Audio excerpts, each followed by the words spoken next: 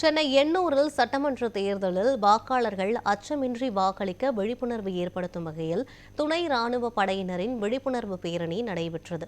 தேர்தல் அறிவிக்க உள்ள நிலையில் பதட்டமான வாக்குச்சாவடிகளை கண்டறிந்து விழிப்புணர்வு ஏற்படுத்தும் வகையில் ஆவடி சரகம் காவலுக்கு உட்பட்ட எண்ணூர் காவல் நிலையம் ஆய்வாளர் விஜயகுமார் தலைமையில் பேரணி நடைபெற்றது.